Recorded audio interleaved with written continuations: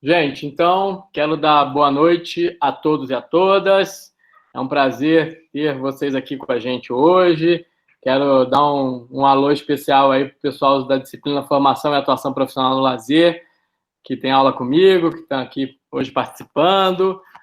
Sejam muito bem-vindos e bem-vindas. É com grande alegria que a gente vai iniciar hoje mais uma versão do Orico Online, o Papo de Bar sem o Bar, né? Eu quero dizer que, apesar de a gente ter essa triste marca aí de quase mais de 116 mil mortos que o nosso país alcançou, eu acho que esse tem sido um espaço, um momento para a gente se encontrar, para a gente conversar, trocar umas ideias, aquecer e acalmar os nossos corações, né? Então, sejam todos muito bem-vindos e bem-vindas aí na nossa atividade. Eu queria também dizer que hoje o Grupo Oricolé vai dedicar esse encontro ao professor Pedro Américo, que atuou na Escola de Educação Física da UFMG e que nos deixou no final de semana passado vítima aí do Covid. O professor Pedro Américo, ele foi um grande defensor aí do direito ao esporte e lazer de pessoas com deficiência e, portanto, a gente quer fazer essa homenagem ao professor, né, à memória do professor no dia de hoje, tá? Quero também agradecer e apresentar o nosso amigo e parceiro de trabalho, Júnior Wagner Pereira da Silva, Júnior Silvia, professor da UFMT e nosso presidente, né, nosso chefe da Ampel, que tem feito um belo trabalho aí na presidência da associação e já vem trabalhando desde a gestão anterior, então quero agradecer a presença dele. Ele é um grande amigo, parceiro que tem sido, como a gente diz, pau para toda a obra, né? Tem participado e ajudado em todas as ações. Então, te agradeço por mais essa aqui com a gente, Júnior. O tema que o Júnior vai discutir hoje é esporte e lazer para pessoas com deficiência na agenda de políticas e pesquisas no Brasil. Eu tive o prazer de participar da banca de doutorado do Júnior e ele fez um belíssimo trabalho sobre o tema e a gente conversou sobre a possibilidade, então, dele trazer um pouco dessa experiência e desse trabalho para o nosso debate de hoje. Quero apresentar também o Adriano Gonçalves da Silva, que vai ser o mediador hoje, membro do Oricolé, é professor do Cefet de Minas Gerais e doutorando em estudos do lazer, sob a minha orientação, né? E quero chamar já a convidá-los, né? Convidá-las para o próximo encontro nosso, que vai ser no dia 24 de setembro. Como nós temos informado, agora nós estamos fazendo uma vez por mês. Então, no dia 24 de setembro, nós vamos ter aqui conosco para debater o tema atuação profissional com atividades de lazer na natureza, a professora Marília Bandeira, da Universidade Federal do Rio Grande do Sul. Então, quero convidá-los e convidá-las também para estarem com a gente aí no dia 24 de setembro para esse debate, tá? Então, vou passar a palavra para o Adriano, mais uma vez agradecer o Júnior e agradecer a presença de todos e todas aqui nesse momento, tá? Adriano, com você. Boa noite a todas, boa noite a todos. Boa noite, Júnior. Para mim foi um prazer enorme quando o Aldo me chamou para mediar essa conversa aqui, porque eu acho que é um tema muito interessante, né? Eu fiquei à tarde pensando o quanto que esse tema atravessa nossas pesquisas, nossas ações, né?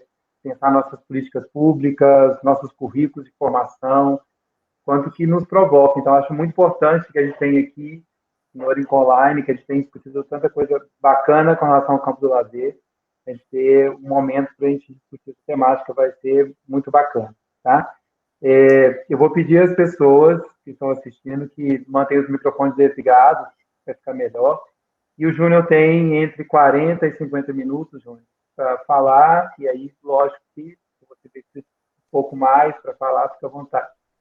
Tá bom? E assim que terminar a sua fala, a gente vai começar o debate. Tá bom? Fica à vontade. Maravilha, boa noite a todos. Inicialmente, eu gostaria de dizer que o Adriano comprou o selo, né, o destaque de trás, igual o meu no mesmo local, então compartilhamos aí da mesma empresa que está vendendo aí esse Emoção. fundo. Dizer que é um prazer estar aqui com vocês, grandes amigos, amigas aí da Ciranda do Lazer, né? Dizer que sempre é bom estar mais pessoalmente, né? Que possibilita, além dos estudos, o bate-papo, o almoço, uma cerveja, né?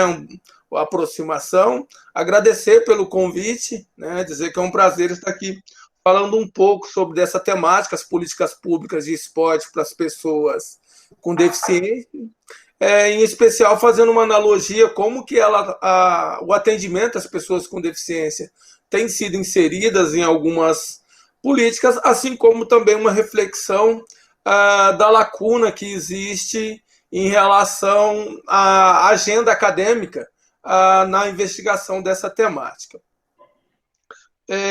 Se porventura ao longo da fala o som estiver cortando alguma coisa assim, vocês me dêem um alô aí, tá bem? Bom, a projeção tá ok? Está aparecendo uma tela para vocês aí? Tá Ô, aparecendo. Júnior, se você puder colocar no modo apresentação, vai ficar melhor. Tá na apresentação. Tá mudando a transparência de uma para outra ou não? Tá aparecendo aquela parte do lado que vem todos os seus slides. Deixa eu sair aqui então, vamos ver. Já entra com ele no modo apresentação, Júnior. É melhor.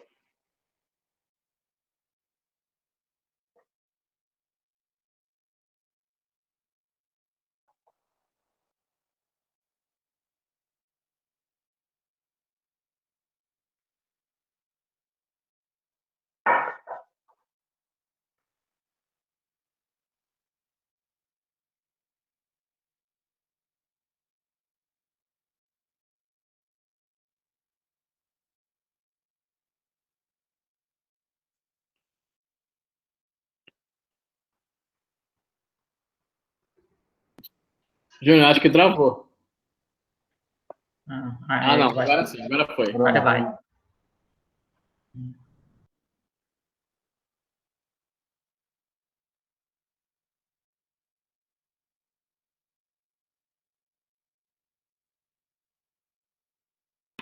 Aí.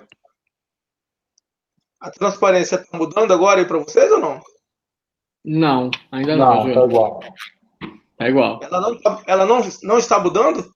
Não. Não. Tá ou não? Não. Vou tentar aqui de novo.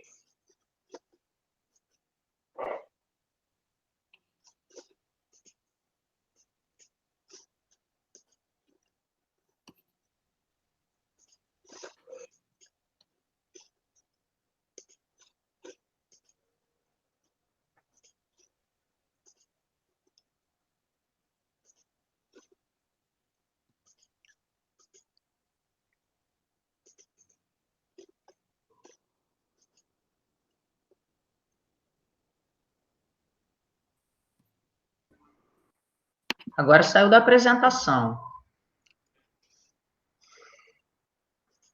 É mais estranho, porque para mim aqui ela está na tela cheia. Continua sem mudar para vocês? Tá entrando agora. Tá do mesmo jeito. Mas Tá do continua mesmo do jeito. mesmo jeito. Não muda? Não. Não. Eu vou. Só um minutinho que eu vou sair aqui e vou entrar de novo, então. Tá. Estranho. Você está com duas telas, professor? Não, eu tô com uma só. Acho que vale a pena sair, voltar então e começar de novo. Fechar o arquivo, talvez, da apresentação e abrir de novo também pode ajudar. Beleza. Obrigado, vou fazer.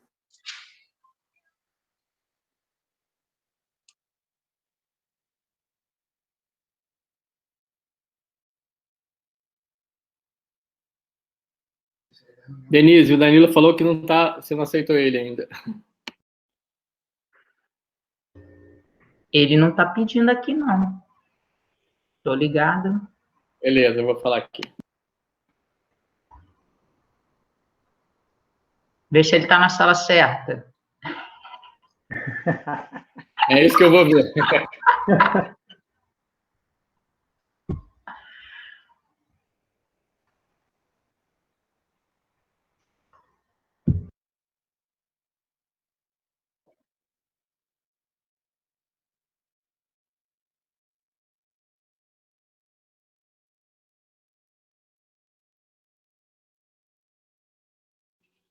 Pessoal, para quem está chegando aí, a gente só está aguardando que o Júnior saiu e vai entrar novamente, porque não estava compartilhando a apresentação direito, tá bom?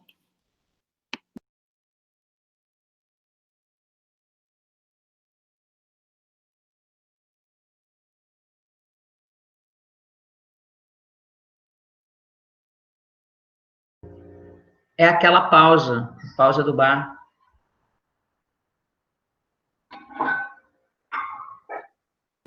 Exato. Aí. Que saudade dessa pausa, Não é? Coletiva, todo mundo junto. não é?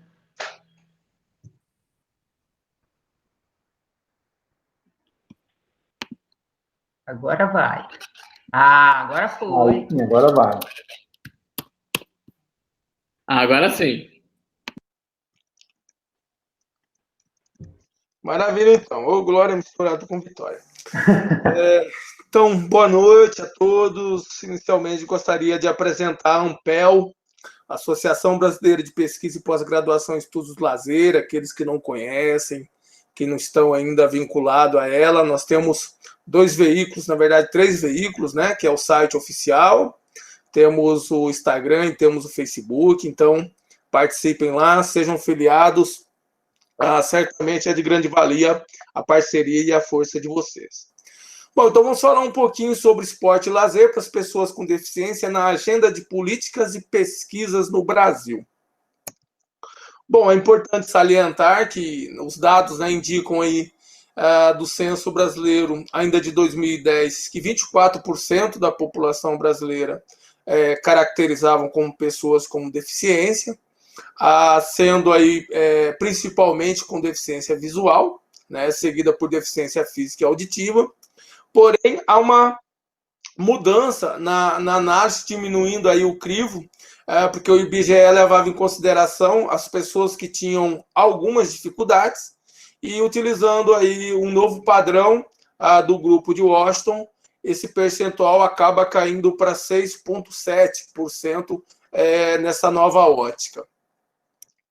Bom, historicamente, o processo, né, de inserção das pessoas com deficiência, né, ou o posicionamento das pessoas com deficiência na sociedade se deu por intermédio da exclusão, que elas ficavam à margem da sociedade, depois por intermédio da segregação, à margem da sociedade ainda mais em conjunto, depois por intermédio da integração, ela junto com a sociedade, mas ainda em espaços reservados para atuação e ação das pessoas com deficiência com elas próprias, e a partir então do paradigma da inclusão, uma perspectiva aí de aprendizagem de pessoas não deficientes com pessoas com deficiência em todas as instâncias da vida, na educação, na política, no lazer.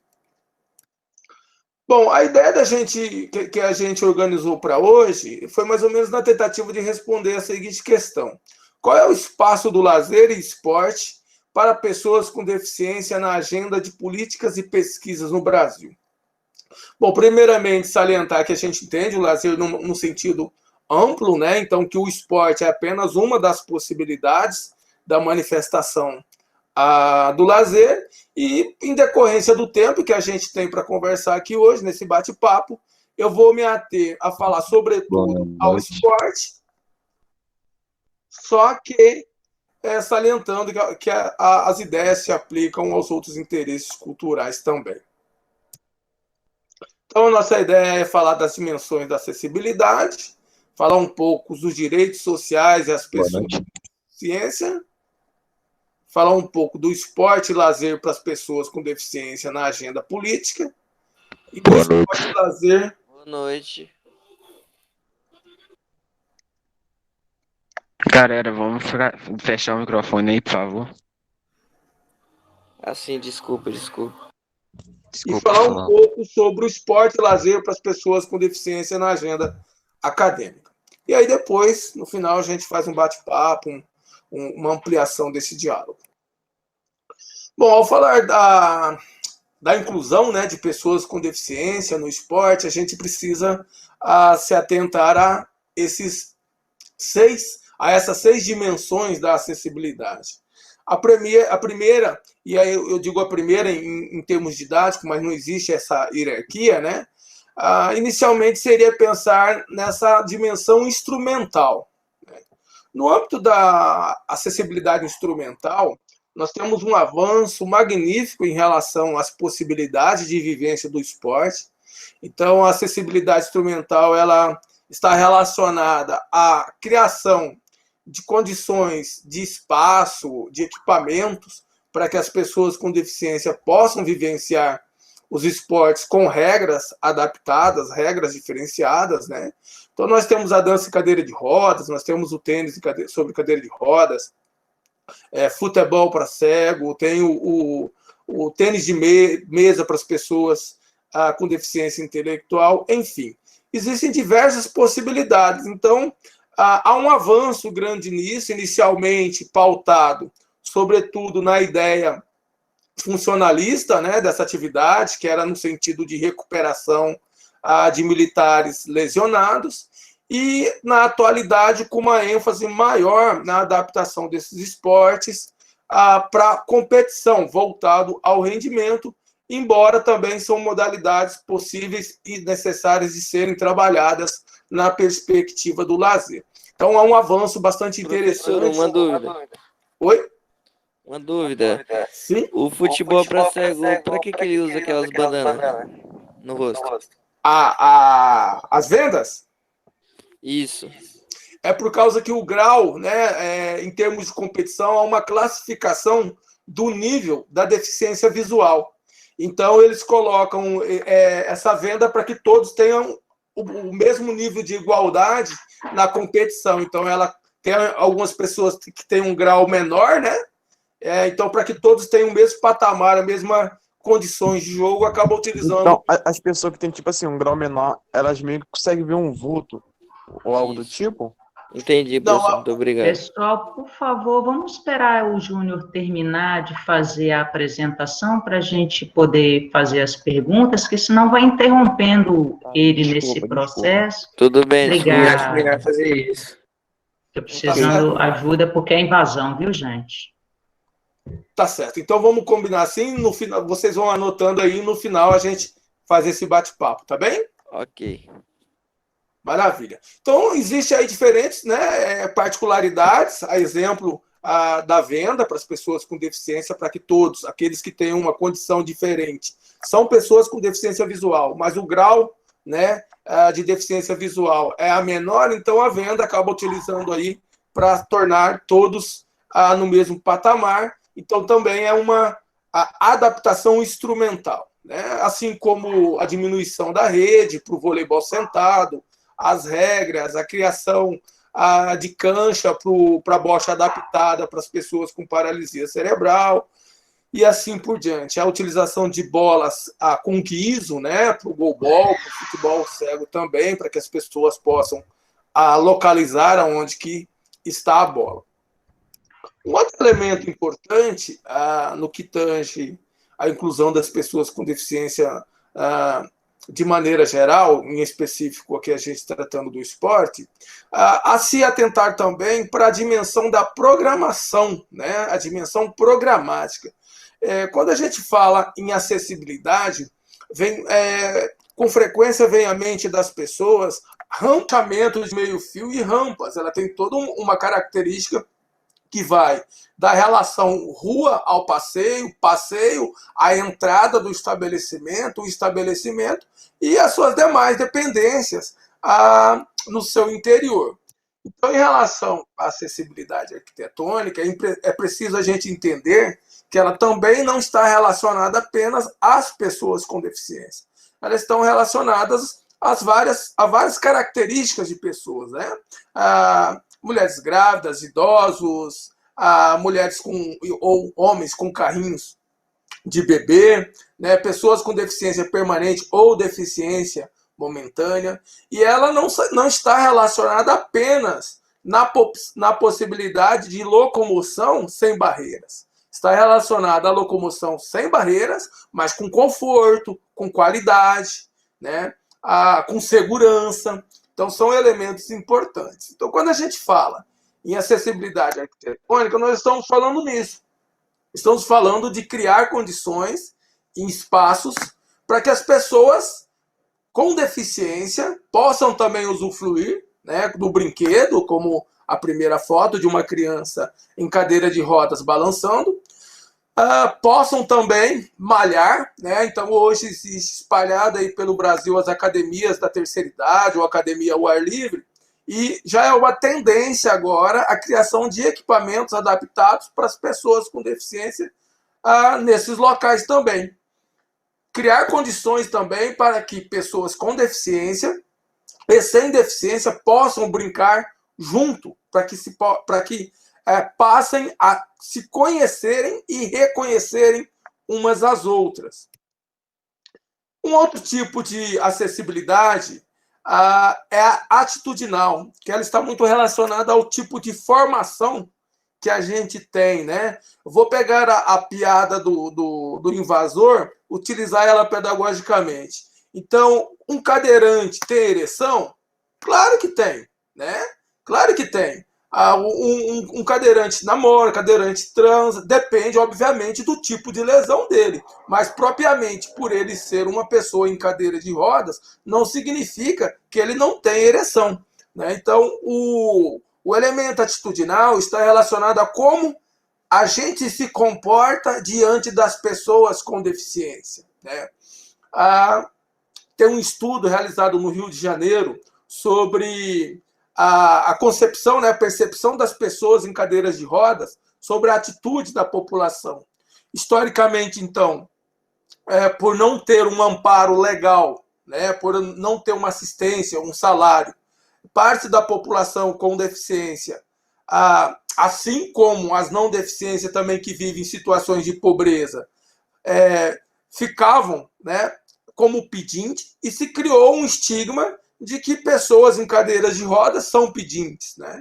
Então a pessoa relatava que quando ela estava transitando pela cidade, que parava para pedir ajuda para alguém, as pessoas diziam: não tem trocado, né? Então a forma está relacionada ao olhar que nós temos para com as pessoas com deficiência, né? Significa, como essa charge, saber que a pessoa em cadeira de rodas ela tem a deficiência nas pernas, ela não tem deficiência nas cordas vocais. Então, ela fala, ela pode, né, por si só, expressar a sua opinião. Então, não precisa perguntar para o treinador, para o técnico, qual é a percepção que ela tem, porque a deficiência que ele tem é de locomoção, né? Então, a gente precisa superar essa percepção de estranheza quando as pessoas com deficiência estão namorando, né?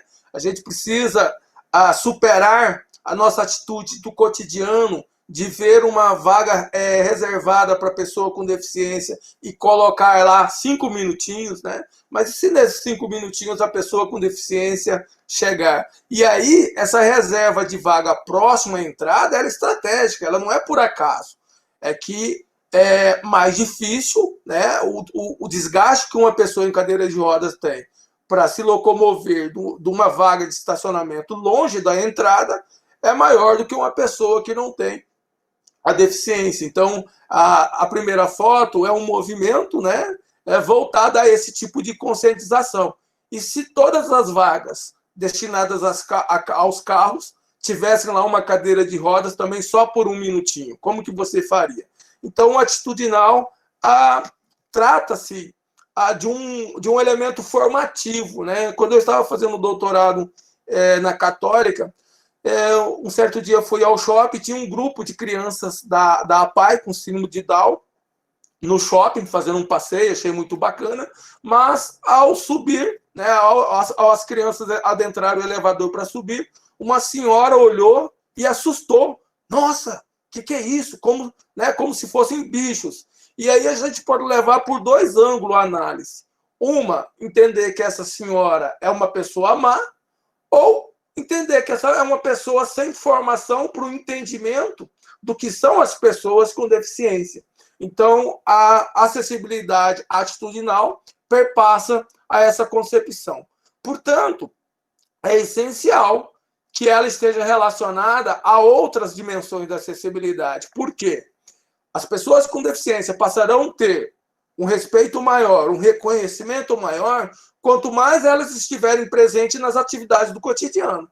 Então, quanto mais nós tivermos pessoas com deficiência participando de programas esportivos, de programas de lazer, as pessoas vão passar a compreender que elas são pessoas que têm diversas capacidades e, em relação a uma estrutura social, uma estrutura da cidade desenvolvida, pautada no padrão, no elemento do padrão, né, aquele que mais se repete, ela não tem condições por igual de se desenvolver, mas ela não tem necessariamente, não é porque a deficiência está na pessoa, é porque o ambiente, a estrutura, o programa, a metodologia não criou condições para respeitar a individualidade, as características de toda a população. E uma outra dimensão da acessibilidade é a comunicacional, né? Então, se faz necessário que um teatro, uma palestra, né, tenha a tradução em braille, em línguas de sinais, para a pessoa que tem deficiência auditiva. E assim por diante, para a pessoa que tem deficiência visual, se faz importante que tenha elementos sonoros em elevadores e entrada, que tenham faixas em cores destacadas, em escadas, para aquelas que têm baixa visão, para que elas possam ter também condições equânimes de utilizar do espaço. Bom, então aqui a gente tem as dimensões do que é acessibilidade, e aí a gente parte, então, para a aplicação disso para o âmbito das políticas públicas. Então, enquanto demarcação teórica, é importante sinalizar que a gente vislumbra dois tipos de políticas públicas, né? Uma pautada aí no modelo pluralista e uma no modelo estadista. O modelo pluralista, ele tem atuação, então, do mercado, do Estado e do terceiro setor, e é importante frisar que, no âmbito das políticas relacionadas às pessoas com deficiência, tem uma atuação magnífica do terceiro setor, sobretudo por intermédio de associações relacionadas a cada tipo de deficiência, né? Então, essas associações, o meu respeito, por serem precursoras, por serem mecanismo de inclusão, mas, por outro lado, em que pese a gente entender, reconhecer, valorizar e respeitar, não se faz necessário adotar em termos didáticos, em termos de exercício político, que o Estado, por intermédio do governo, ele é o produtor por excelência de políticas públicas. E se ele não é, ele deveria ser. Então, compete a nós, enquanto população, enquanto academia, cobrar que ele efetive, por intermédio de políticas públicas, esses direitos, em suas diferentes esferas, federal, estadual, municipal, distrital. Bom, nesse sentido, quando a gente olha, então, para a atuação do Estado enquanto políticas públicas, a gente pode distinguir em três fases, né? em três linhas de raciocínio e de atuação: o normativo, o processual e o de criação de conteúdos. Eu vou tentar falar um pouco aqui do jurídico, do normativo e dos conteúdos por intermédio de programas. Em relação ao jurídico, nós temos um avanço. O Brasil aí, ele é signatário de diversas convenções internacionais, e no âmbito legal nós temos um suporte interessante em relação às diferentes dimensões da acessibilidade, né? Então, a lei que regulamenta a acessibilidade arquitetônica é a Lei 10.098, ela passou por uma modificação em 2017, e essas leis, elas são as bases para as NBRs, né, que são as normas da ABNT. Especificamente, a norma da acessibilidade é a 9050, 2020, ela foi atualizada. Então, na época do meu doutorado, era 9050, 2014, era a sua segunda edição, Em 2015, ela passou por uma alteração e agora, recentemente, passou por uma nova reestruturação. Então, essas normas as que vão estabelecer as medidas, posicionamento. Então, percebam, no que tange a acessibilidade arquitetônica, não existe espaço mais ou menos acessível. Ou ele tem todas as características que a norma estabelece, ou ele não está acessível. Então, para um parque estar acessível, não adianta ele ter rebaixamento, ter espaço de estacionamento reservado às pessoas com deficiência, devidamente informada, com placa, rebaixamento do passeio para dentro do parque, se dentro desse parque não existir uma via de circulação com indicação para que a pessoa com deficiência possa usufruir desse espaço, né? Então, isso é importante salientar. Por outro lado, nós temos, no que tange a acessibilidade programática, algumas normas que dizem algumas coisas, mas faltam diversos elementos. O primeiro é a Constituição, né, Federal, que ela vai dizer em relação ao lazer para toda a população, que é um direito social, vai falar que o esporte é um direito individual. Só que em relação ao esporte e ao lazer especificamente, o gestor público, sobretudo a partir aí da lei de responsabilidade fiscal e uma estrutura de hierarquia de prioridades, ele vai dizer que o lazer e o esporte, e isso não está relacionado só às pessoas com deficiência, né, está relacionado a toda a população, ele acaba sendo atendido quando as demais demandas são supridas, porque há um entendimento, né, por parte deles que o lazer não é um direito propriamente dito, porque a Constituição não estabelece a obrigatoriedade da criação de uma lei, e as leis que existem relacionadas especificamente ao esporte, ela estabelece apenas que o esporte educacional terá investimento prioritário.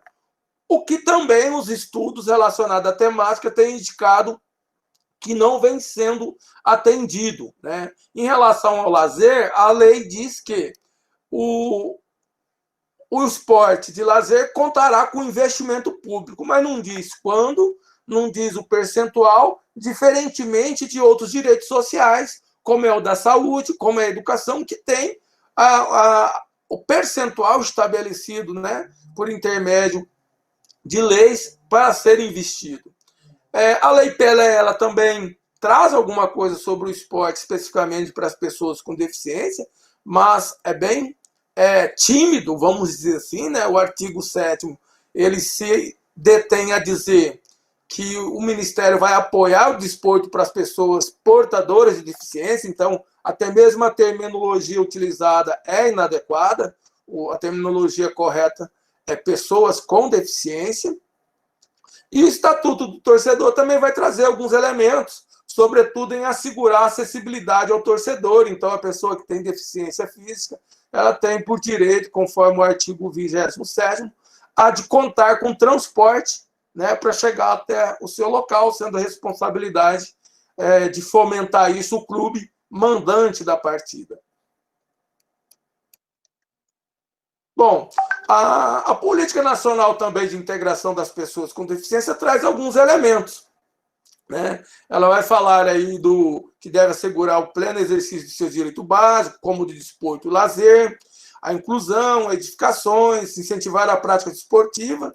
Então, em termos normativos, qual que é o problema? Existem as normas, só que essas normas não especificam quem é obrigado a fomentar isso e em qual magnitude, o que tem contribuído para que, por vezes, as leis não sejam efetivadas.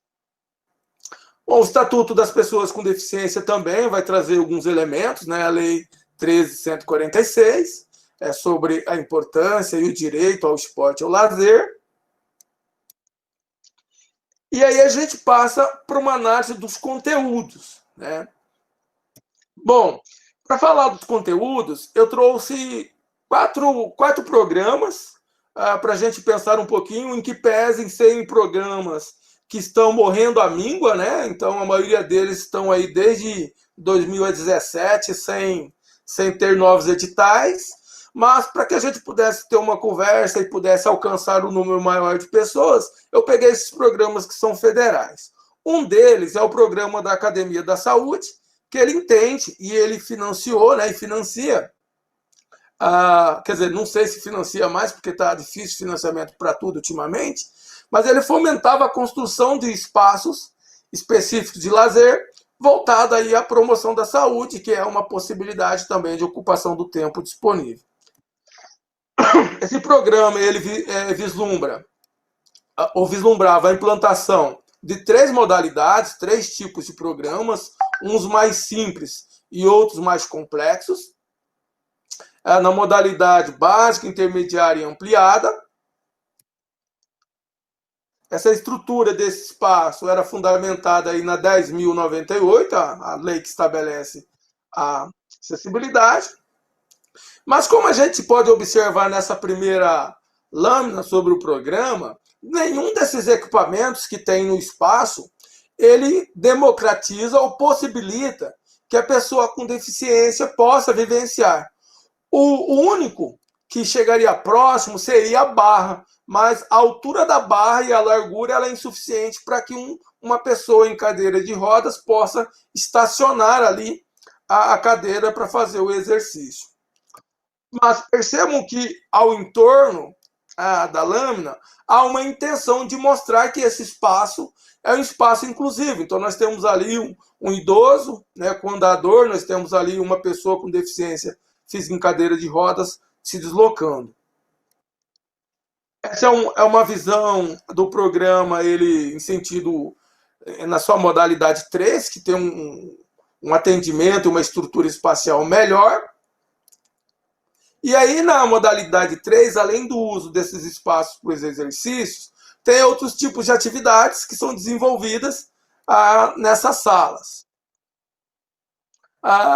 Em que pese seja uma possibilidade, esse tipo de academia, ele não atende as pessoas com deficiência como as academias ao ar livre, que tem esse tipo de equipamento já adaptado. Então é importante que os municípios, né, e que o próprio Ministério da Saúde repense as normas estabelecidas para a classificação das academias como similares. Então existe o programa da Academia da Saúde, que ele é padronizado nesse modelo, e a normativa diz que outras academias podem também ser acopladas ao programa para receber o financiamento do governo federal. Todavia, as academias ao ar livre, ou da terceira idade como essas, não são classificadas como similares, então os municípios não podem receber o recurso para manutenção e para implantação. Então seria importante uma reflexão e um avanço nesse sentido na normativa.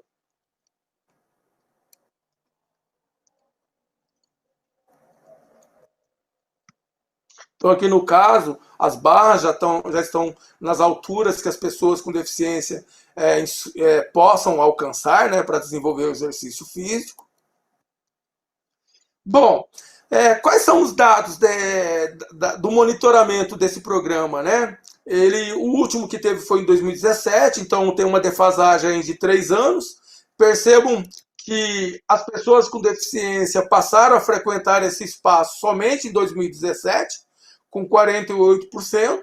Então, quando a gente olha para o espaço em que pese não existam outros estudos sobre a inclusão de pessoas com deficiência nesses espaços, existe apenas o monitoramento do governo federal, que traz apenas esse percentual e não diz quais tipos de atividades que as pessoas com deficiência participam. Então, acaba sendo algo que fica em aberto.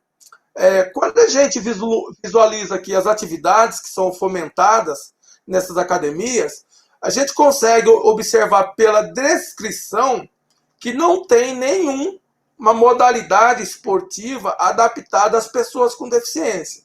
Então, isso significa que o programa não tem uma acessibilidade programática.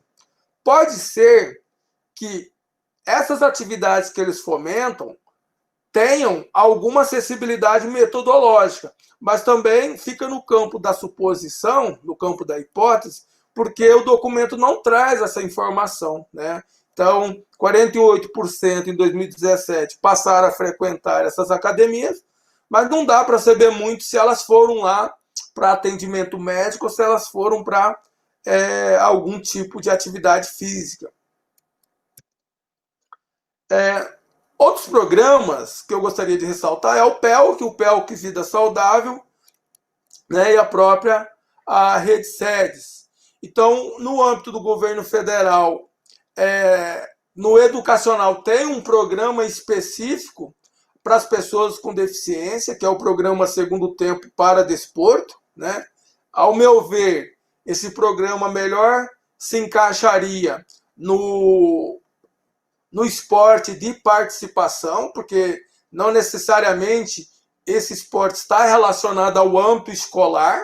Então, o esporte padrão, o esporte universitário, tem esse viés educacional pensando no espaço, né, o educacional como espaço.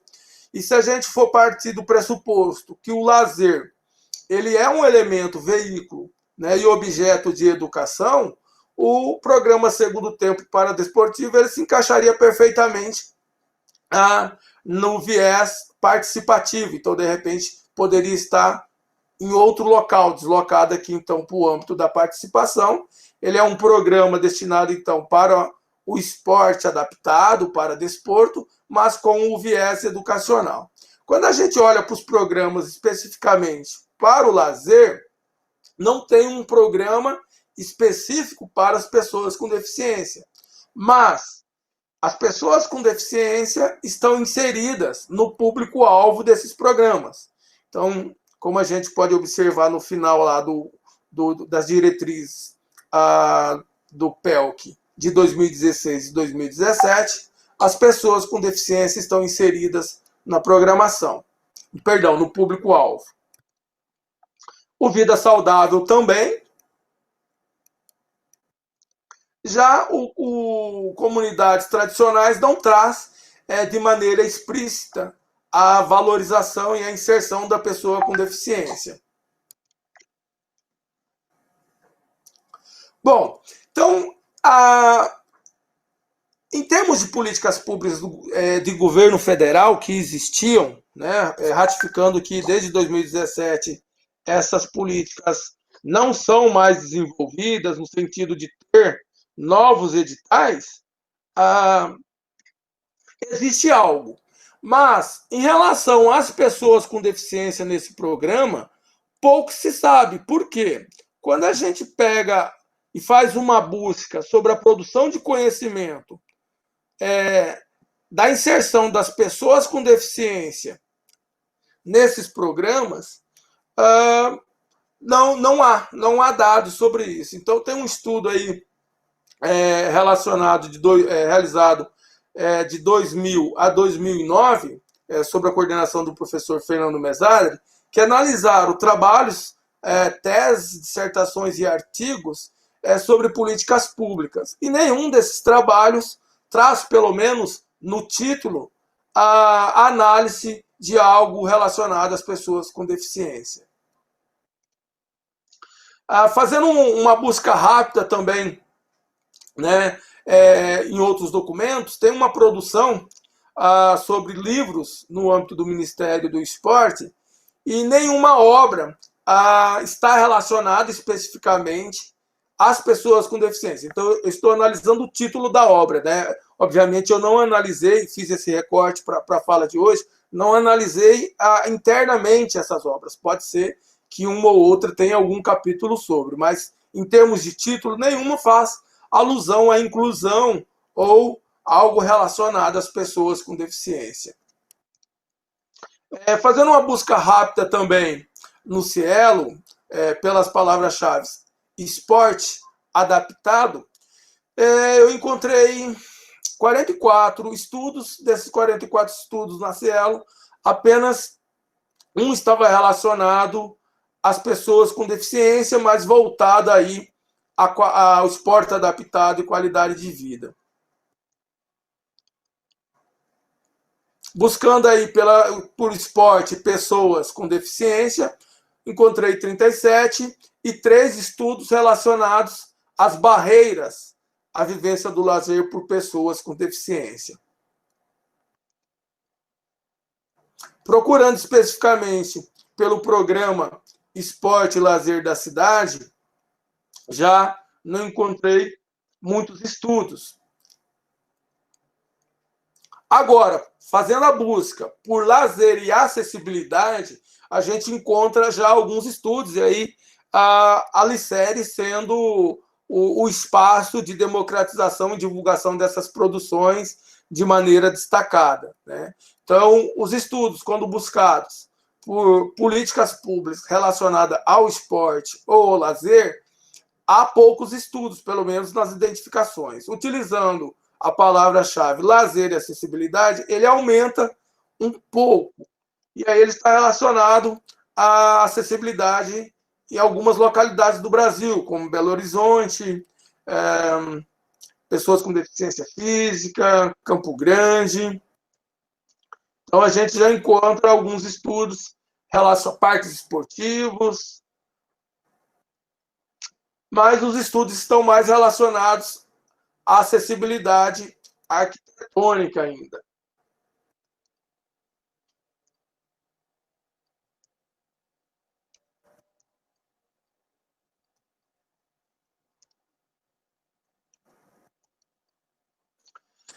Bom, então caminhando para a finalização, né? Em que pese a avanços em relação à normativa, os estudos, sobretudo relacionados à acessibilidade arquitetônica, indicam que a maioria dos espaços relacionados ao lazer estão inacessíveis, sejam eles relacionados ao lazer de interesse físico, ao lazer de interesse artístico ou intelectual. Os espaços que dispõem de maior acessibilidade são os relacionados ao lazer de interesses turísticos, os hotéis, sobretudo aqueles espaços, então, que o lazer, na verdade, circula como um produto, né? Então, há um cuidado maior. Nesse sentido, em relação aos programas federais, pelo menos numa busca rápida e nas minhas leituras, nós não dispomos de estudos que tenham avaliado se as pessoas com deficiência estiveram inseridas ou não nesses programas, né? Então, visualizo que se torna importante, há uma lacuna acadêmica, e a importância, então, de pesquisadores e incorporarem na sua agenda de pesquisa o tema, né, em projetos, iniciação científica e orientações de mestrado e doutorado. A importância também de programas de pós-graduação estrito sensu, avaliar a possibilidade da inclusão dessa demanda nas emendas das suas linhas de pesquisas. Bom, com isso, para finalizar, eu vejo que existem 4 lacunas aí para que a gente pense, crie uma rede e desenvolvamos estudos. A primeira seria as pessoas com deficiência participaram de programas esportivos de lazer, do PELC Vida Saudável, da Academia de Saúde? Quais os fatores que atuam como barreiras à participação de pessoas com deficiência em programas de lazer? Programas de lazer esportivo, PELC Vida Saudável, Academia da Saúde, promoveram a acessibilidade programática ou metodológica? Quais os tipos de esportes adaptados foram fomentados em programas esportivos federais? Isso tomando como base, é claro, o que eu me propus em tratar desses programas federais, mas a partir do entendimento e do conhecimento local dos programas, né, que existem no país, se torna importante que investigações também sejam realizadas sobre essas temáticas para que a gente possa conhecer um pouco mais academicamente como está a inclusão das pessoas com deficiência. Para finalizar, eu finalizo com uma música bacana do Titãs, né, que traz aí que a gente quer mais do que o básico da vida, né? A gente quer diversão, a gente quer bebida, quer balé. E isso a gente faz muito bem no âmbito do lazer, a gente estuda, e sempre que a gente se encontra, ou quando a gente não se encontra, ou por intermédio à distância, eu tomando o meu café, o Éder tomando o vinho dele, a gente também acaba querendo e vivenciando coisas além do básico. E as pessoas com deficiência não são diferentes, né? Elas querem a inclusão no mercado de trabalho, mas também elas querem a inclusão no âmbito do lazer, no âmbito do esporte. Obrigado, fico à disposição, esse é meu contato, e a gente faz um bate-papo agora.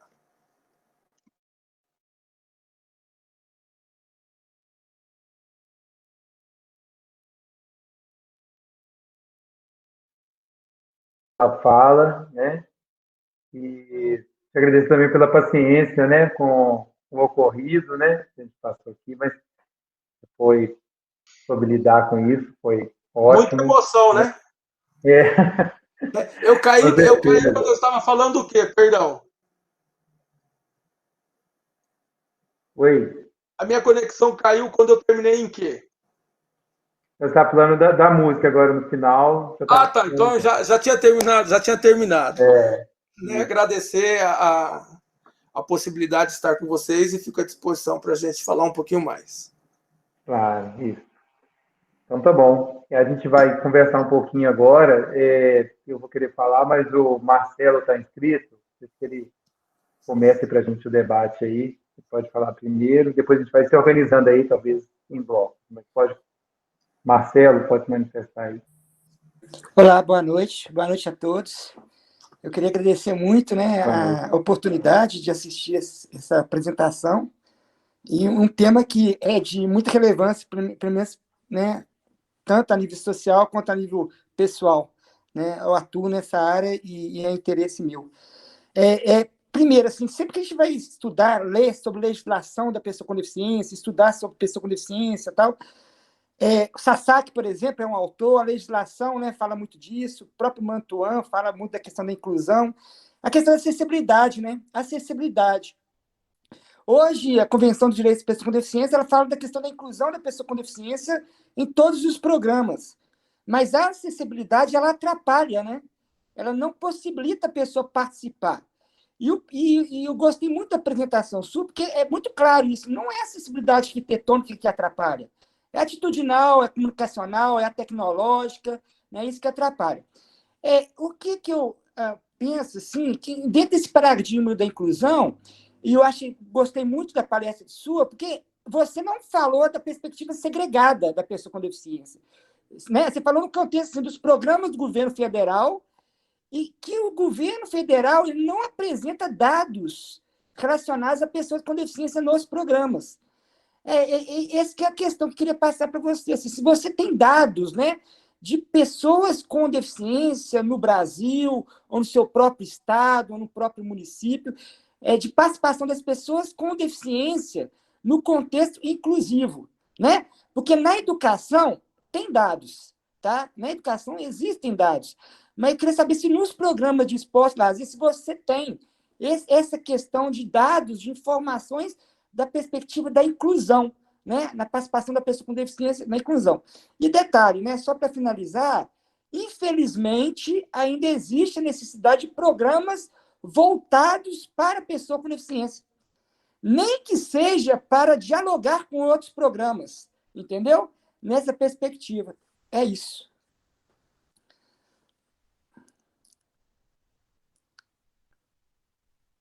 Eu acho que o áudio está desligado. Respondo individual ou em bloco? Como que vocês querem fazer? Pode começar individual, né? Individual? Tá. Pode. Bom, maravilha, Marcelo. Obrigado pela pergunta. Em relação à ausência de dados dos governos, eu não usaria o termo que há ausência de dados, porque talvez eles são utilizados de modo gerenciais. Né? Talvez tenha esse dado, mas não se tornou público no âmbito acadêmico, o que seria bacana se tivesse. Mas a minha chamada de atenção e minha provocação é mais para que nós, da academia, também possamos ir atrás de investigações sobre esses dados. Né? Então, por exemplo, hoje, preparando alguns detalhes para a fala, no repositório da Universidade Federal do Rio Grande do Sul, existem os projetos submetidos ao PELC. Então, a gente tem que se debruçar sobre esses documentos para fazer uma análise. Então, nas suas propostas, olha, no plano da atenção do gestor público, ele olhou para a pessoa com deficiência. Ele diz, olha, não, no nosso programa nós queremos atender as pessoas com deficiência. Mas o público-alvo depende daquele que está submetendo a proposta. Né? Tem projetos que não necessariamente foram destinados às pessoas com deficiência. Então, a minha chamada de atenção é mais para que nós, enquanto pesquisadores, enquanto pessoas que lidam na vida acadêmica, possamos buscar e produzir esse conhecimento. Por quê? No âmbito do esporte adaptado de rendimento, no paradesporto, existem dados a rodo. Né? Então, o esporte, o paradesporto e o esporte para pessoas não deficientes, eles caminham paralelos. Né? Eles são o rendimento, o esporte de rendimento para as pessoas não deficientes e para o paradesporto, tem investimento público. Então, a gente tem problema no investimento do lazer para as pessoas não deficientes e para as pessoas com deficiência. A diferença é que, no âmbito da produção do conhecimento, há um grupo maior de pessoas que investem em produção de conhecimento, em esporte adaptado. E no lazer, existe ainda uma lacuna grande sobre esse assunto. São poucas as pessoas, né, que têm investigado isso. Por isso que eu finalizei nesses dois sentidos. Nós que estamos na universidade precisamos no sentido de incentivar, obviamente, diante do desejo e da linha que cada pesquisador traça para si, colocar na nossa pauta de pesquisa, na nossa agenda, estudos, projetos sobre políticas para pessoas com deficiência, iniciação científica, né, mestrado, doutorado, e os programas de pós-graduação também, obviamente, na medida do possível, tem toda uma questão de avaliação, avaliar a possibilidade da inserção em sua ementa de estudos relacionados a esse público no sentido de induzir a produção de mais conhecimento, porque a gente ainda tem uma lacuna grande nesse viés de pesquisa. Então, a minha chamada seria mais do compromisso nosso, enquanto pesquisadores, de produzir o conhecimento, do que não necessariamente como um gestor público de ter que estar apresentando esses dados. Eu acho que precisa ser um compromisso nosso, enquanto academia, buscar saber mais sobre a efetivação dessas políticas. Né? Então, se você tem uma política que ela diz que ela queria atender isso, será que essa política foi efetiva? Será que ela teve efetividade, teve eficiência, teve eficácia nesse objetivo que ela pretendeu? Mas eu acho que assim, até o pesquisador ajudaria o gestor na medida que o gestor que vai elaborar, que vai formular e implementar a política pública. Né? É o gestor que vai fazer isso. E ele, com informações, com dados, ele tem mais facilidade para fazer isso. Mas eu agradeço a resposta, senhor. Boa. Obrigado. Obrigado, Marcelo. Beleza. Júnior, eu vou falar agora e em seguida a Marcília, e aí a gente passa a fazer a resposta com um bloco, com dois. Tudo bem? Perfeito. Primeiro, a gente tenta não comentar muito sobre o governo, mas a sua apresentação também ela não nos deixa alternativa, no sentido que a gente observa, né, a política que está em jogo.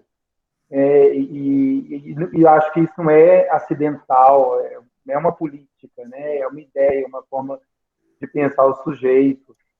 E porque a gente percebe que, em termos legal, essa questão ela é recente, né? Então a gente tem pouca coisa ainda em termos de legislação e a gente precisa aprofundar, só que ao mesmo tempo a gente tem um retrocesso, né? E isso a gente é um pouco angustiado de pensar, né? Ao mesmo tempo que você apresenta para a gente aqui programas e legislações que nos incentivam a pensar essa questão, a gente vê também que não está dentro da lógica desse governo pensar isso, né, e trazer isso para dentro da sua prática. E lógico que não é à toa.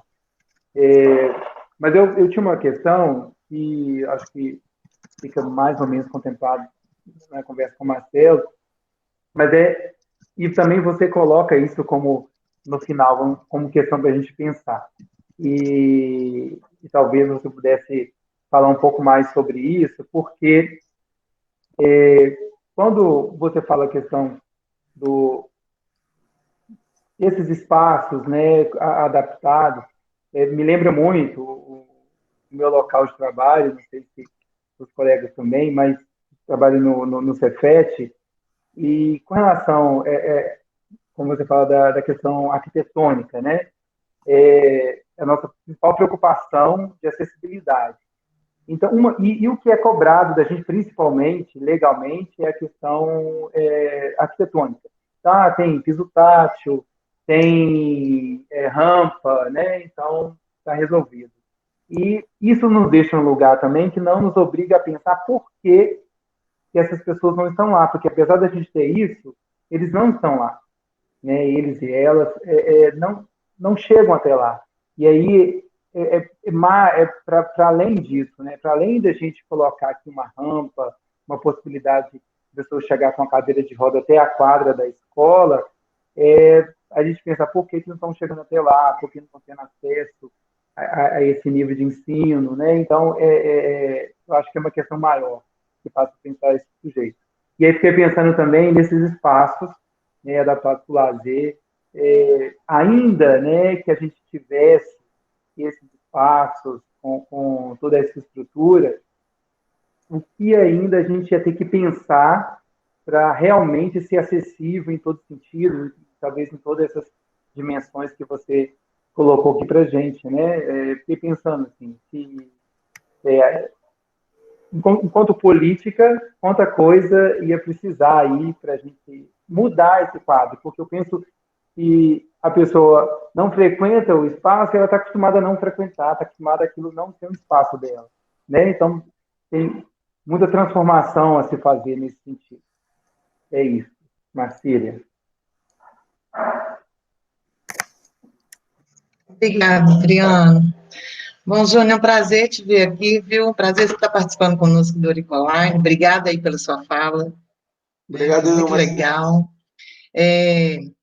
E também, parabéns pelo seu jogo de cintura, né? De ter saído de uma situação tão chata, né? Mas que bom também que as pessoas migraram todos para essa sala e a gente teve esse momento tão rico. E também não posso deixar de falar aqui, né, e de uma certa forma homenagear a partir da temática o nosso querido professor Pedro Américo, que foi meu professor na UFMG, e que lutou tanto nessa temática, uma temática tão cara para ele, né? Então, fica aqui a nossa homenagem. E aí, Júnior, você falou um monte de coisa assim que nos faz pensar, e principalmente em relação às políticas públicas e também à academia, né? E aí, quando você fala para a gente, né, do nosso compromisso, né, enquanto pesquisadores, enquanto pessoas que estão na academia, né, nesse processo de produção de conhecimento, nesse espaço, né, de produção de conhecimento, que por vezes nós mesmos não somos cuidadosos para conhecer as questões relacionadas às pessoas com deficiência, né? Você iniciou dizendo aí da nomenclatura, né? Que ainda muitas pessoas ainda utilizam, né? No campo da educação física, então eu vejo muito isso na academia, as pessoas ainda utilizarem a nomenclatura portadores de deficiência, né?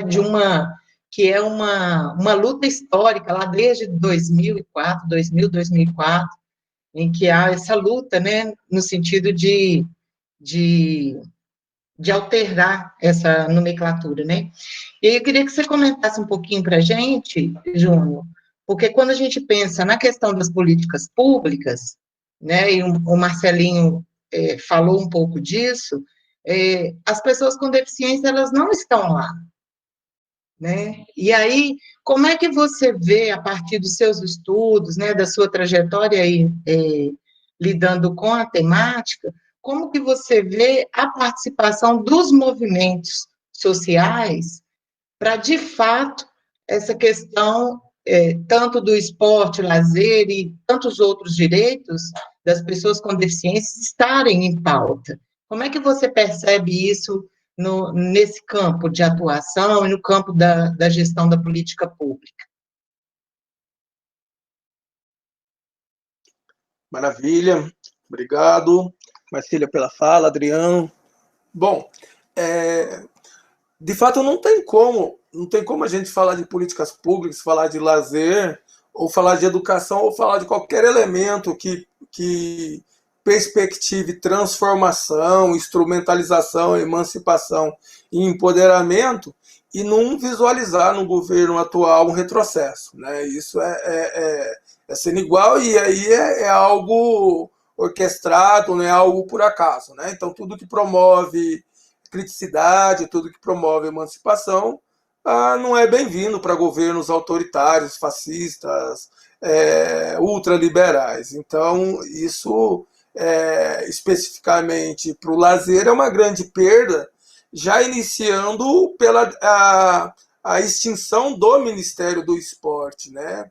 Porque ao extinguir o Ministério do Esporte, você acaba colocando as diferentes linhas ou dimensões do esporte para lutar por recurso com outras, né? Então, além de diminuir o fomento por intermédio de uma percepção do governo, quando você vai disputar espaço no interior, é mais difícil ainda.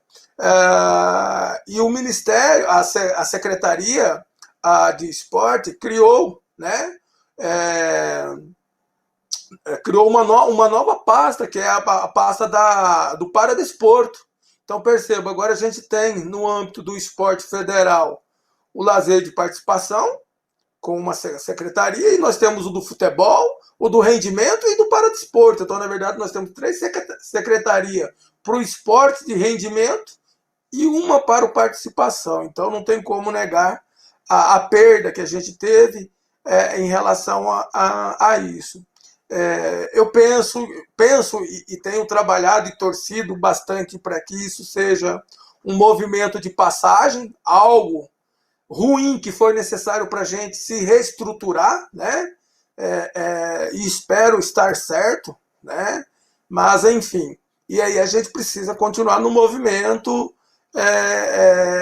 do diálogo formativo para tentar superar essa estagnação que a gente tem, né? Na verdade, estagnação não, porque se tivesse estagnado ainda estava bom, esse retrocesso que a gente tem aí sem igual, né?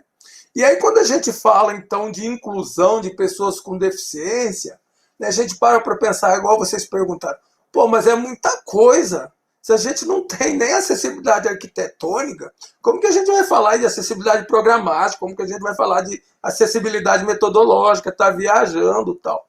E aí, desde o doutorado, eu assumi, nesse sentido, uma perspectiva, um conceito de utopia, mas não no sentido de utopia negativo, daquele irrealizável, mas de utopia naquele sentido. Fernando Birri, né, um cineasta argentino, vai falar bastante sobre isso, que ele diz, olha, quando a gente pega ou a gente vislumbra algo, esse elemento, por natureza, ele vai distanciando.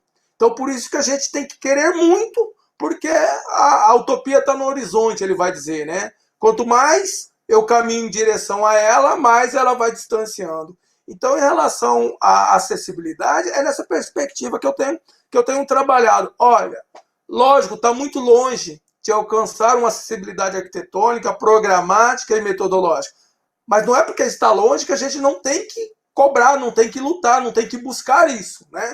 Então, a gente não tem que esperar que a acessibilidade arquitetônica esteja pronta para a gente discutir acessibilidade metodológica, para a gente discutir acessibilidade programática. Então, acho que é um movimento, né, nesse sentido, é um movimento político, é um movimento em relação à valorização e o respeito dos direitos sociais dessa população. Então, de fato, é bastante complexo, não é fácil, mas é algo que precisa ser implementado, porque são 25% da população que está nessa condição, né? Então, há quanto tempo a gente está lutando para a democratização do direito ao lazer?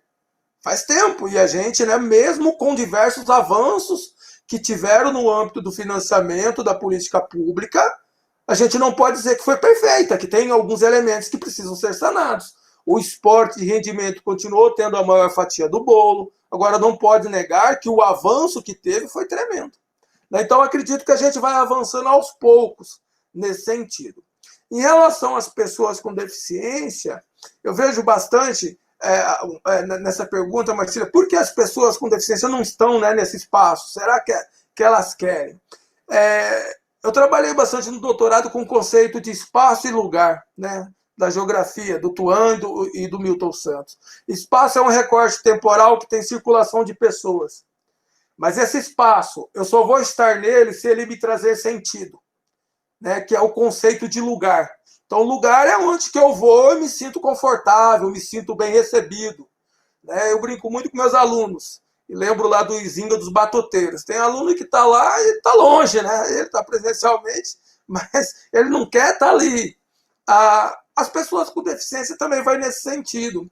Como que as pessoas com deficiência elas vão ter ânimo ou disposição ou vão estar ocupando espaços se elas são barradas já na entrada? Né? Elas não conseguem acessar aquele espaço. Como que a pessoa com deficiência vai ter ânimo ou vai estar estimulada para estar mais presente nos bares, estar mais presente nas boates, se ele já é deparado ali na entrada, se por vezes é necessário pegar ele no colo para ele entrar e todo mundo ficar olhando com algo de estranheza, né? Então, eu acho que tem muito desse elemento delas não se sentirem, né? Ainda tem bastante da época que as pessoas deficientes ficavam, né, enclausuradas, ficavam escondidas. Então, eu acredito também que é um processo. Hoje, a gente já tem um avanço.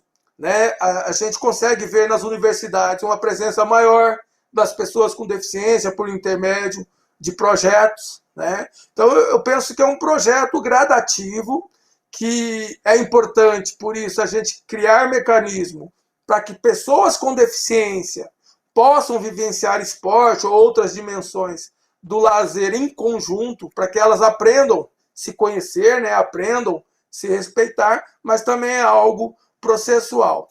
Especificamente na minha pesquisa, o único programa fomentado nos 7 parques de Campo Grande que eu analisei era desenvolvido por uma ONG. Só tinha um programa, só tinha uma atividade para pessoas, basquetebol em cadeira de rodas. E esse único programa ele era desenvolvido por uma associação relacionada à causa. Né? Então, ainda o pouco que existe ainda é muito forte relacionado à atuação do terceiro setor por intermédio das ONGs e associações aí relacionadas às diferentes deficiências.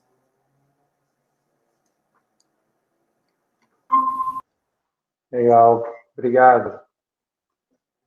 Agora é a Cláudia Bonalume, né, Cláudia? E depois a Cláudia Barbosa.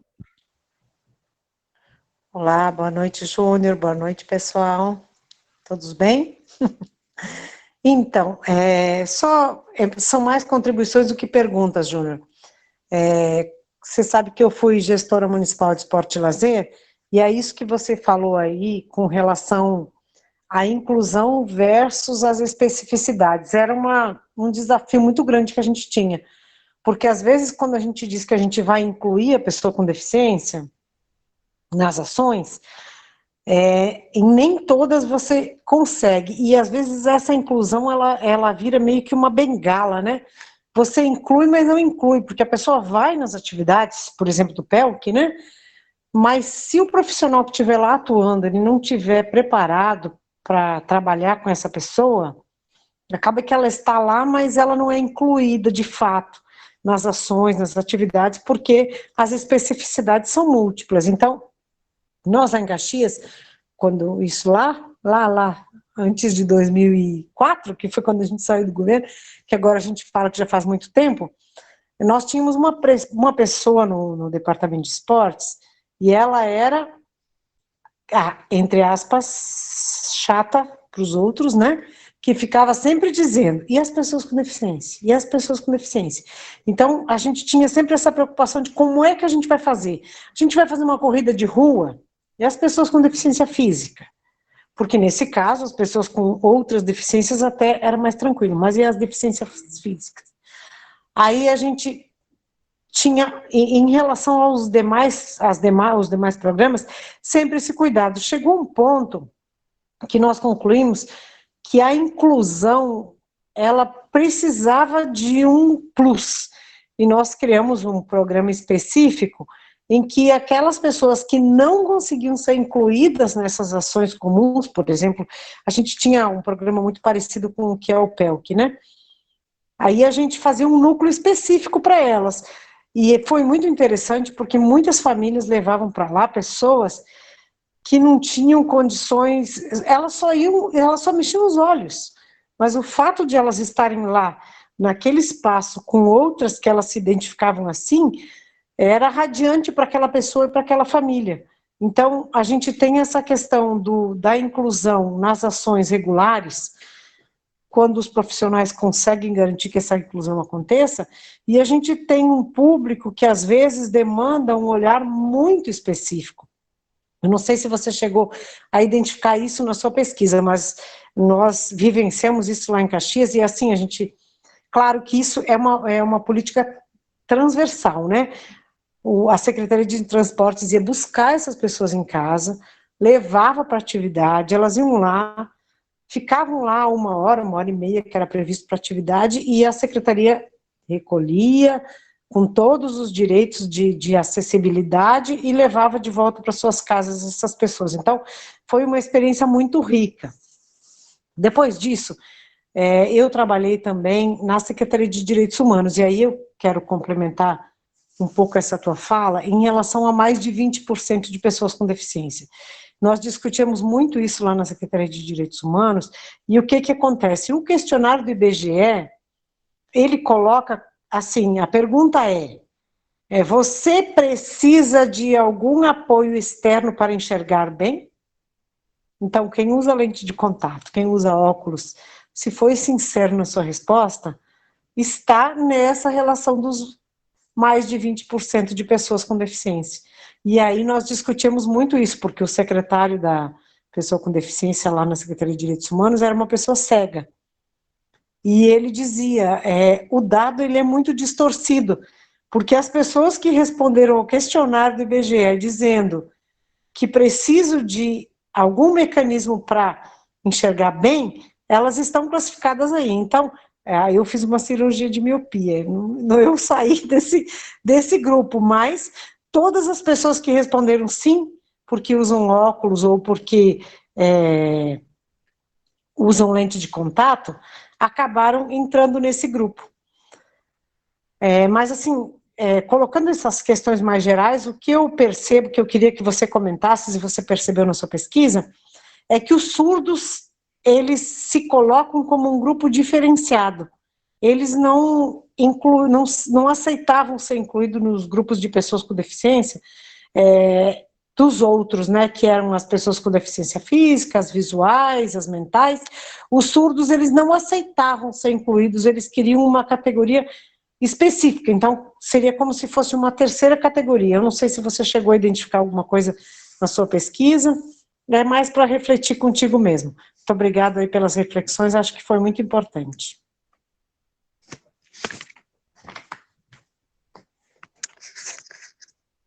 Cláudia Barbosa.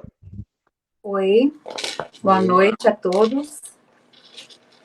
Na verdade, eu fui contemplada como uma das perguntas que eu ia fazer no último bloco. Mas só para constar que o Júnior trouxe aí para a gente, da produção de conhecimento com pessoa com deficiência, eu também estou estudando, essa é a minha temática de pesquisa, e eu estou focando nos cadeirantes com lazer. E aí eu tinha feito um levantamento que vai ser publicado agora na Ribel, de todas as publicações da Licere e da Ribel até o final do ano, ele corresponde a 0,83% das publicações das duas revistas. E lá no PGL, né, que é o programa de pós-graduação em lazer, nós temos apenas 2 estudos com a temática pessoa com deficiência em lazer. Então, realmente, são produções que estão ainda muito aquém as pesquisas são muito baixas, tratando desse público. E muito obrigada, porque eu fui muito bem contemplada na última questão em relação às políticas públicas.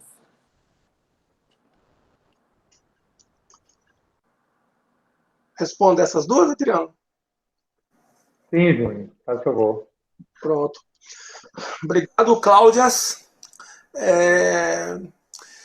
A discrepância, né, Cláudia, quando você pega os parâmetros de corte, são grandes, né? Se você pegar, como eu mostrei no início, o corte do IBGE de 2010, 25%, fazendo o ajuste, né, para o corte de Washington, cai para 6,3%, que esse corte, a partir dos parâmetros de Washington, ele vai considerar pessoas com deficiência apenas aqueles que têm grande dificuldade e aqueles que não conseguem, grande dificuldade em fazer algo, né? Ou aqueles que não conseguem fazer algo de modo algum. Então, dá uma queda bastante interessante aí para 7, 6, alguma coisa, 7% diminuir bem. Em relação à inclusão das pessoas com deficiência, eu acho que você está perfeito no que você fala. De fato, você incluir pessoas com deficiência junto com pessoas não deficientes ainda é um desafio muito grande, né? Você precisa de ter um profissional aí com conhecimento amplo, ter uma pessoa para auxiliar. Mas eu acho que, ao meu ver, é processual, né? Eu acho que a gente é processual e não é uma hierarquia, né? A gente não precisa esperar que a programática com atividades específicas apenas para pessoas com deficiência. Então, por exemplo, a gente não precisa aguardar que programas, né, se generalize em políticas públicas voltadas apenas para pessoas com deficiência específica jogarem entre si, né? Obviamente que um programa de basquetebol em cadeira de rodas numa política já é ótimo, porque por intermédio dele as pessoas não deficientes vão ver as pessoas em cadeiras de rodas e vão aprender a respeitar e admirar eles pela sua potencialidade. Nossa, esses caras, né, jogam basquetebol, o handball em cadeira de roda, rugby em cadeira de roda, cada trombada, cada pancada, né? Então eu acho que isso é importante, que a política pública coloque isso na sua ação de criar programas específicos para que determinadas deficiências, pessoas com determinadas deficiências possam vivenciar o esporte específico nos seus iguais, né? Então eu acho que isso já é um avanço super interessante. E outro passo, obviamente mais audacioso, com todas as dificuldades, é a gente ir trabalhando também de que modo que nós podemos inserir no âmbito das políticas públicas, e aí, então, criando a acessibilidade metodológica, né? Então, eu tenho que criar uma outra metodologia quando eu vou inserir um cadeirante, né, para participar de uma modalidade esportiva junto aos não cadeirantes. Mas entendo que, se a gente conseguir, enquanto estudiosos, enquanto professores universitários, enquanto gestores, criar condições, né, para que o esporte adaptado esteja dentro da política, a gente já tem um caminho bastante interessante. Atualmente, eu estou vencendo agora um ciclo de 4 anos como gestor da cultura e esporte aqui na UFMS, em Campo Grande, e a gente tem assegurado que todos os editais para o Bolsa Atleta, que os editais de esporte, então aqui eu trabalho na PROES, que é a Coordenadoria de Extensão, Cultura e Esporte. A minha coordenadora tem uma coordenadoria de extensão e a que eu trabalho é Cultura e Esporte.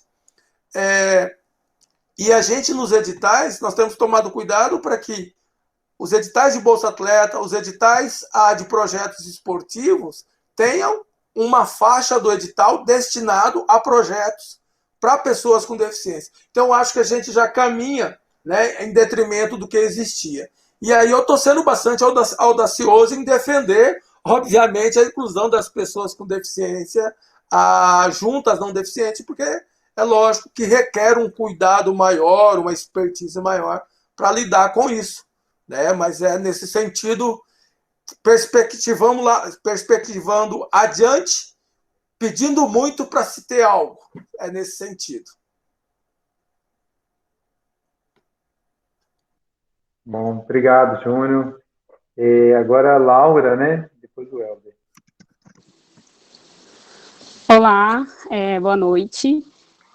Bom, eu atualmente estou pesquisando sobre pessoa com deficiência, eu estou fazendo mestrado aqui na EASH, em Mudança Social e Participação Política, e o meu tema de pesquisa é justamente lazer e pessoas com deficiência. Eu cheguei a ter contato com uma das publicações, né, do professor Júnior, né, obrigada pela explanação. Eu coloquei aqui um link falando da releitura dos dados do IBGE, que eles fizeram, até por conta do que a Cláudia tinha colocado, né, sobre essa leitura em relação às pessoas com deficiência visual, que ficou um número muito grande e tal. Tem uma releitura que foi publicada recentemente, mas também sem muita adição de microdados. Isso era uma coisa que eu queria compartilhar. E eu queria saber também o que o professor acha sobre a questão do terceiro setor, porque, assim, a análise que eu estou fazendo, né, dentro da minha pesquisa é justamente pensando na questão mais socioantropológica, né, pensando na percepção da pessoa com deficiência do lazer, fugindo um pouco de algumas pesquisas que já estão colocadas, que é sempre com esse viés da acessibilidade física, acessibilidade arquitetônica, mas pouco centrada em relação à prática, efetivamente, da pessoa com deficiência. Tem algumas publicações muito legais nesse sentido, mas como o próprio professor já colocou, tem uma escassez mesmo de publicação e de mais linhas de pesquisa, de uma abordagem também mais socioantropológica sobre isso. E muito do que se tem sobre pessoa com deficiência também está ligado a outras questões. Então, por exemplo, tem algumas publicações no turismo que vai falar de acessibilidade física, tem muita questão relacionada ao esporte, muito mais ao esporte adaptado e ao esporte de alto rendimento, né? Mas pouco se fala de outras questões em relação ao lazer, né? Mas em relação às atividades socioculturais, essa questão dos acessos, das barreiras atitudinais, enfim. E a pergunta sobre o terceiro setor é nesse sentido, porque o terceiro setor acaba cumprindo esse papel do Estado de acessar alguns direitos, mas mesmo pensando no campo da pessoa com deficiência, o terceiro setor ainda tem pouca atuação no que se diz respeito ao lazer. Eu trabalho no terceiro setor aqui em São Paulo, numa instituição chamada PABB, que tem um programa de lazer, especificamente, mas quando a gente dialoga com outras instituições do terceiro setor, a gente vê que tem muito mais políticas voltadas ao esporte adaptado e voltados à educação, com viés muito mais funcionalista também, em relação ao tempo dessa pessoa com deficiência. Então, quando a gente vai falar de tempo livre, falar de direito ao lazer, e de pensar o lazer efetivamente para as pessoas com deficiência, isso é uma coisa muito difícil, mesmo no terceiro setor, que acaba se dedicando mais à pessoa com deficiência. E também identifico, trabalhando no terceiro setor e conversando com alguns grupos e com alguns movimentos sociais de pessoas com deficiência, a dificuldade também de protagonismo dessas pessoas. Muito uma questão de institucionalização da pessoa com deficiência e pouco debate sobre a plena participação nas decisões, inclusive nos seus momentos de lazer, de inclusive ser negado esse tempo de lazer para essas pessoas. Então, eu queria mais colocar um pouco dessa reflexão e fazer essa pergunta sobre como que o professor enxerga essa questão do terceiro setor no lazer. Obrigada.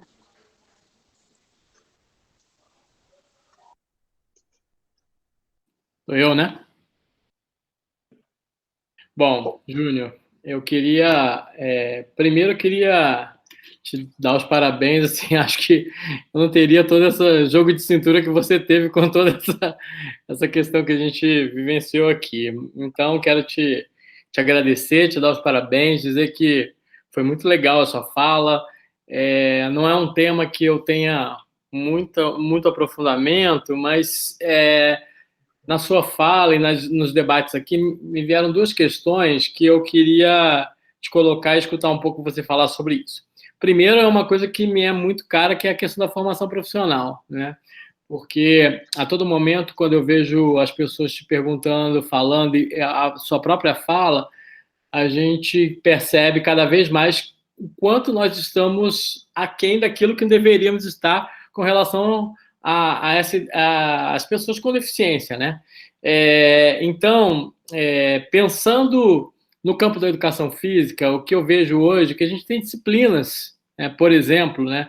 Vou falar da educação física aqui, mas poderia falar do turismo, de outras áreas que eu tenho até aproximação, mas pensando na educação física em especial, que é a minha área de formação, a gente tem até disciplinas que tratam sobre isso, mas a gente não se sente, digamos assim, com competências para desenvolver esse trabalho. O que a gente vê são pessoas que desenvolveram essa competência ao longo da sua atuação. Eu vou dizer aqui, o Marcelo, por exemplo, que está aqui, foi nosso aluno na graduação e desenvolveu essa competência trabalhando na Prefeitura de Belo Horizonte, especificamente com programas relacionados a essa temática. Então, eu queria saber de você, como é que você analisa a formação profissional em educação física, por exemplo, nesse contexto, e o que você acha qual que é o caminho aí para a formação nesse sentido, né? Como é que a gente devia pensar, o que a gente devia pensar? Você acha que isso é suficiente, que é isso mesmo, a gente tem que buscar conhecimentos fora? Como é que você tem visto essa questão da formação na educação física, primeira coisa? E a segunda coisa que me chamou bastante atenção foi em relação à questão das pesquisas, né? Que aí você também mostra uma defasagem. A Cláudia Barbosa acaba de mostrar também aqui, por exemplo, nosso programa, a gente tem uma carência de pesquisa sobre o tema e poucas pessoas trabalhando com o tema. Isso, consequentemente, acaba que a gente tenha poucos trabalhos orientados, porque se a gente tem poucos orientadores que se dedicam ao tema, possivelmente a gente vai ter poucos trabalhos orientados. Então, eu queria que você me falasse um pouco sobre esse panorama do contexto brasileiro, assim, como é que você vê essa distribuição no contexto nacional em relação ao esporte e lazer? Ou seja, quem quer estudar esporte e lazer no âmbito das pessoas com deficiência, para onde vai? Aonde tem sido a maior produção nesse campo? Queria que você comentasse um pouco isso para a gente, se for possível. E te agradecer mais uma vez pela oportunidade de escutar.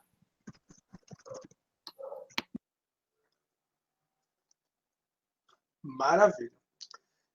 Em relação à fala da Laura, eu acho que primeiramente a gente precisa fazer uma ressalva, sobretudo a atuação, né, das associações vinculadas às pessoas com deficiência, porque eles foram os precursores na atuação, né? Sobretudo aí o esporte adaptado no Brasil, ele nasce com equipes de basquetebol em São Paulo e Rio de Janeiro, com as primeiras competições. Então, acho que eles têm um papel fundamental nisso, né?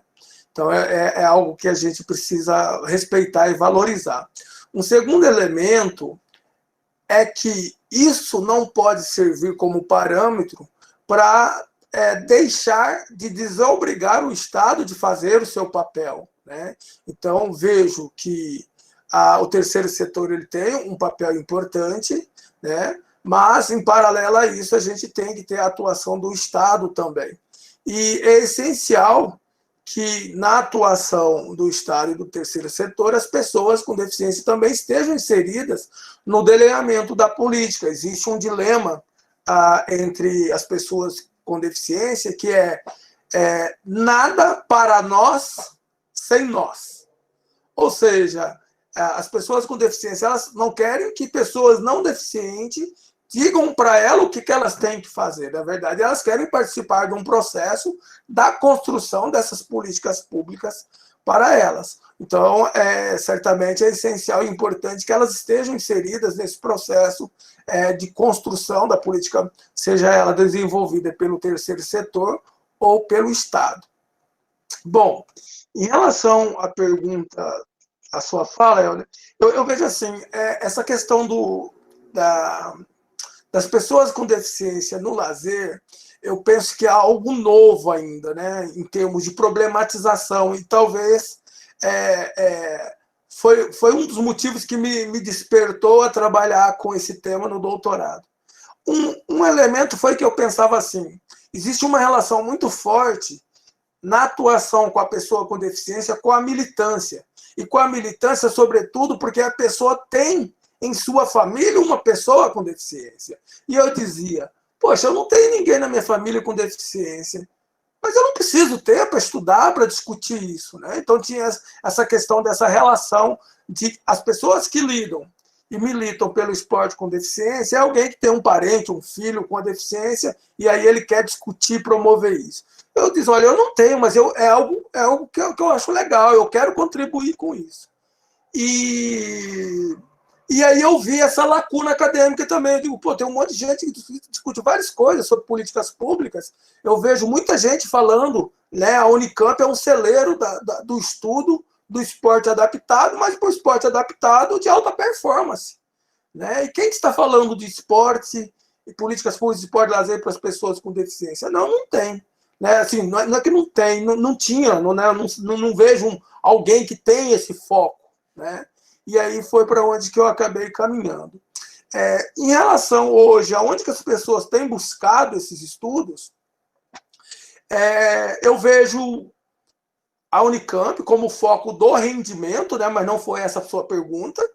Eu vejo algumas orientações sendo realizadas na Federal de São Carlos, com a MEI, mas também que tem um pé mais na educação, né, o foco dela é a inclusão educacional, mas aí acaba um ou outro, vai lá e faz um estudo. A Tânia, né, que foi minha orientadora, ela me orientou e orientou o André também nessa perspectiva. Mas na ótica do lazer é isso que eu trouxe. Eu acho que falta esse espaço para se criar preencher parte dessa lacuna para que a gente tenha mais estudos nesse sentido, né? E às vezes a falta de estudo relacionado à temática também pode estar com a ausência de emendas dessa temática, e aí a pessoa acaba indo para programas relacionados à educação. Né? E aí acaba com aquele todo arranjo que precisa ter, obviamente, um casamento no processo de orientação de mestrado e doutorado entre o tema que o cara orienta e o que o sujeito quer orientar. Mas vejo que é algo que não tem. Né? No Brasil, no âmbito do lazer, com esse foco, não tem. Né? Tem um trabalho ou outro. No sentido de formação, também, como o esporte adaptado, ele também padece de alguns problemas que nós padecemos, né? Você, sobretudo, como um grande estudioso aí da formação, que o lazer por muito tempo passou. Mas também tem ocorrido um avanço. Então, hoje, eu não saberia te dizer se isso é suficiente, mas é um grande avanço. Hoje, aqui na Federal, nós temos uma disciplina, que é a educação inclusiva. Nós temos uma outra disciplina, que é a educação física adaptada, e nós temos uma outra disciplina, que é esporte adaptado. Então, já tem um certo avanço aí em relação. Hoje, aqui na Federal, a disputa de alunos para você orientar, você falou que é adaptados, moleques são apaixonados. Então, eu vejo que hoje nós estamos plantando em relação às pessoas com deficiência para colher daqui 10 anos, talvez. Né? Mas acho que a gente está avançando. Então, penso que o movimento por dentro dos programas dos cursos de graduação seria importante nesse sentido, com ampliação de disciplinas, né, para que dê esse foco. Porque, de fato, a gente precisa de pessoas preparadas para estarem atuando com esse público. Né? Então, vejo que no que tange ao lazer é algo que a gente está engatinhando, mas acredito que em breve a gente pode estar acolhendo frutos com mais estudos relacionados. Então, assim, olha, estudos ainda são um pouco sobre lazer e pessoas com deficiência. Mas chutando assim, de cabeça, já deve ter uns 20, 30 sobre espaços de lazer. É pouco, mas já avançamos pra caramba. Né? Já avançamos pra caramba. Então, isso é interessante. Eu acho que é algo novo ainda, a gente olhar para o esporte adaptado enquanto lazer, mas acho que a gente tem um caminho bonito aí pela frente, com possibilidades, e acho que precisamos motivar mais pessoas a estarem pesquisando, produzindo conhecimento sobre esse tema, porque, de fato, é um tema ainda pouco conhecido.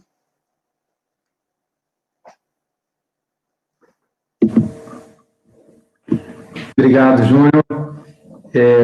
Antes do Helder falar, queria te agradecer mais uma vez, né, pela sua participação. Eu acho que nessa noite o Eurico Online cumpre mais uma vez o seu papel. A gente teve aqui um momento de partilha muito interessante, um encontro muito bacana. Eu acho que a academia acaba fazendo com que a gente fique muito fechado, né, na nossa pesquisa, no nosso estudo, na nossa área, e no Eurico Online a gente consegue encontrar aqui com outras pessoas que estão pensando em outras abordagens, mas que acabam atravessando, né, as nossas pesquisas, as nossas formas de trabalhar, de pensar. Então, eu acho que hoje você falou em utopia, acho que você compartilhou conosco a sua utopia, né, a sua forma engajada de falar. Isso é tão bom, assim, porque a gente se sente, né, também incentivado a pensar, não só, acho que é importante ter mais pesquisas sobre, mas a gente pensar também como que essa reflexão atravessa as nossas pesquisas, né, atravessa a nossa forma de pensar o currículo, a formação, a atuação profissional, as políticas públicas, né, que eu acho que é importante que a gente traga isso também para a nossa discussão. Então, eu te agradeço muito, imensamente, que eu acho que nessa noite a gente teve um bar, né, uma conversa de bar, mas muito legal, com muita produção, assim. Muito obrigado mesmo. Helder. Júnior, mais uma vez queria te agradecer a oportunidade, a possibilidade de te escutar falando mais uma vez sobre o tema que eu acho essencial, né? A gente, como a Adriana disse, a gente, ao escutar esses debates, a gente fica com vontade de cada vez mais avançar dentro do campo dos estudos do lazer, nessas temáticas específicas que necessitam, sim, de mais estudos, como você disse. Eu não sei se a gente vai conseguir colocar esse Eurico Online no ar em função da quebra, talvez se a gente conseguir pegar uma parte lá do que aconteceu antes e fazer um recorte, pegar a parte que a gente continua aqui nessa sala, a gente consiga, mas aí vai depender dos universitários, que eu não sou a pessoa mais indicada para fazer essas montagens. Mas a gente espera que a gente consiga fazer isso, porque a temática ela é uma temática muito importante, sua fala foi muito legal, assim, acho que mobilizou várias questões aí, como você viu, e a gente gostaria realmente que esse debate ele não se perdesse e que ele não deixasse de compor o grupo de trabalhos que estão, ou de diálogos, de bate-papos que estão lá no nosso canal no YouTube. Eu quero, além de te agradecer, convidar as pessoas que estão aqui ainda, que continuaram com a gente até esse momento, para participar no dia 24 de setembro. Nosso encontro será com a professora Marília Bandeira, da Universidade Federal do Rio Grande do Sul, e o tema será atuação profissional com atividades de lazer na natureza. Então, espero que todos possam participar, e a gente, então, fica aí o gostinho, a partir dessa nossa conversa, para o próximo encontro nosso. Obrigado, Júnior, e abro a palavra para você, se você quiser falar alguma coisa aí para finalizar. Obrigado também a todos e a todas que participaram até esse momento, e esperamos vocês no próximo. Pessoal, muito obrigado pelo convite, por estar aqui até esse momento, né, mesmo com os nossos queridos convidados indesejados. É um prazer estar falando dessa temática. Espero que não tenha trazido muita angústia, né, em relação à questão. Na verdade, a ideia é trazer algumas lacunas, mas também perspectivar na esperança, no olhar adiante, naquilo que pode vir e no movimento de produzir conhecimentos para que a gente possa, obviamente, como o Marcelo falou, a produção de conhecimento ele é essencial para o desenvolvimento da política pública, né, para o gestor. Então, hoje, se tivesse um gestor e perguntasse, olha, eu quero saber mais, quero implantar um programa aqui sobre políticas públicas para pessoas com deficiência, o que a gente tem? Né? Se a gente tivesse, ou o que a gente tem para subsidiar isso é essencial.